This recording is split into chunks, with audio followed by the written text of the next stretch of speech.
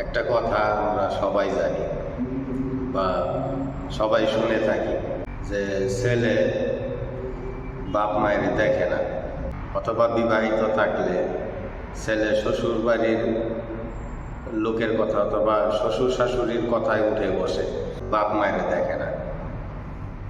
এই ধরনের কথাবার্তা শোনা যায়, আমাদের সমাজে প্রচলিত আছে। এই কথাটার ভিত্তিতে বাপ মার কথা না শোনা এবং বাপ মাইকে দেখাশোনা না করার পিছনে সম্পূর্ণ দোষ দেওয়া হয় ছেলেকে, সন্তানকে। তো আমি এখানে সন্তানের দোষ দেখতে পারি না।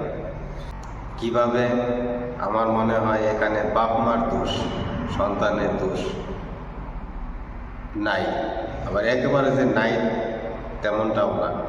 তো কথা হলো যে আমরা সবাই জানি যে মানুষ পরিবার ভিত্তিক সমাজ গঠন করে থাকে, বা মানুষ একা চলতে পারে না।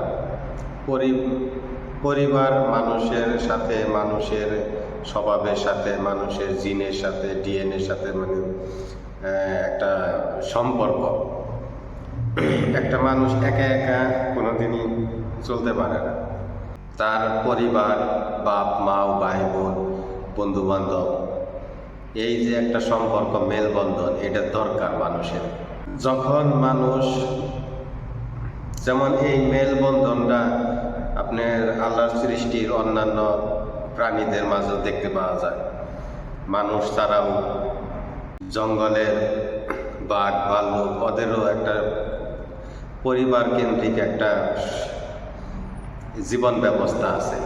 সেই দিক থেকে মানুষ, যেমন সন্তান তার পিতামাতার কাছে যে আদর মহব্বত বা যে শাসন বা যে সন্তান যা পাওয়ার যোগ্য বা সন্তান যা আশা করে, ভালো করে বলতে গেলে আসলে সন্তানের প্রতি পিতামাতার যে দায়িত্ব এবং কর্তব্য আছে, সেই দায়িত্ব এবং কর্তব্য যদি এই পিতামাতা সন্তানের উপর সঠিকভাবে পালন না করে, আর ওই পিতামাতার যে দায়িত্ব এবং কর্তব্য, ওই জিনিসটাই সন্তানে পাওয়ার আশা করে বা আশায় থাকে, তো ওই জায়গায় যখন ওই সন্তানের প্রতি পিতামাতার যে দায়িত্ব এবং কর্তব্য, ওই জায়গায় যখন শূন্যতা দেখা দেয়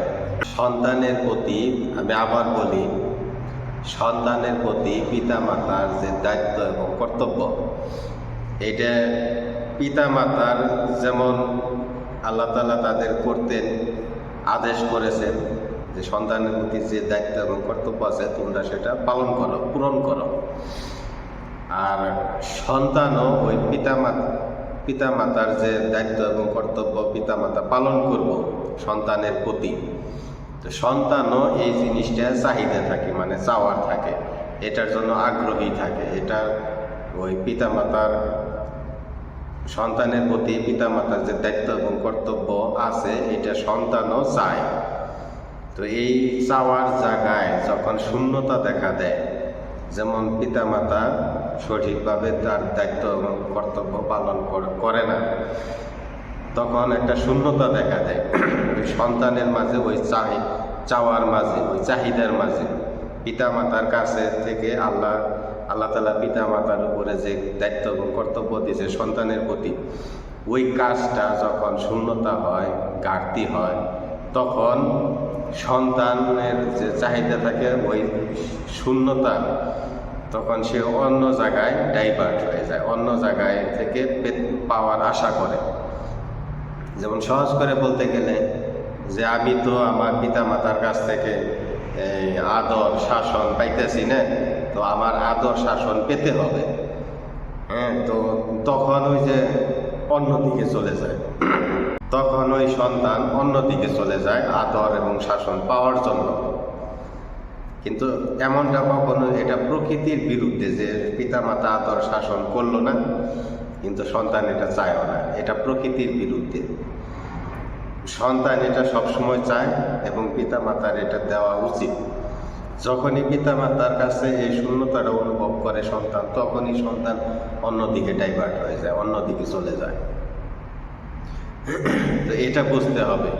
আর এটা এটা এই কথা যদি সত্য হয় বিবেচনা করে, তাহলে দেখেন, তাহলে যদি কোনো পরিবারের সন্তান যদি অন্যদিকে চলে যায় বা শ্বশুর শাশুড়ি কাছাকাছি থাকে, সেহেতু ওই শ্বশুর শাশুড়ির কথায় উঠে বসে, এরকম যদি দেখা যায়, তাহলে বুঝে নেবেন যে ওই পিতা মাতা ওই সন্তানের প্রতি তাদের দায়িত্ব ও কর্তব্য সঠিকভাবে পালন করে নাই, যার কারণে সন্তান অন্যদিকে চলে গেছে। তো তাই আমি বলবো যে সন্তানের প্রতি পিতা মাতার যে দায়িত্ব এবং কর্তব্য আছে সেটা সঠিকভাবে পালন করো। আর পিতামাতার প্রতি সন্তানের যে দায়িত্ব এবং কর্তব্য আছে সেটা সন্তানের সঠিকভাবে পালন করতে হবে। একজন বন্ধুর সাথে আরেকজন বন্ধুর যে দায়িত্ব এবং কর্তব্য আছে সেটা ফলো করতে হবে। ভাই বোনের প্রতি যে দায়িত্ব এবং কর্তব্য আছে, বোন ভাইয়ের প্রতি যে দায়িত্ব কর্তব্য আছে সেটা সঠিকভাবে আদায় করতে হবে। তারপর আত্মীয় স্বজনের সাথে যে দায়িত্ব কর্তব্য আছে সেটা পালন করতে হবে, পাড়া প্রতিবেশী। এভাবে আল্লাহ তাআলা আমাদের স্পষ্টভাবে বলে দিয়েছেন আমাদের দায়িত্ব এবং কর্তব্য, প্রত্যেকটা মানুষের কি কি দায়িত্ব কর্তব্য আছে বলে দিয়েছেন। আমরা ওই অনুযায়ী যদি চলি তাহলে এইরকম সমস্যা আমাদের পরিবারে আর হবে না ইনশাআল্লাহ।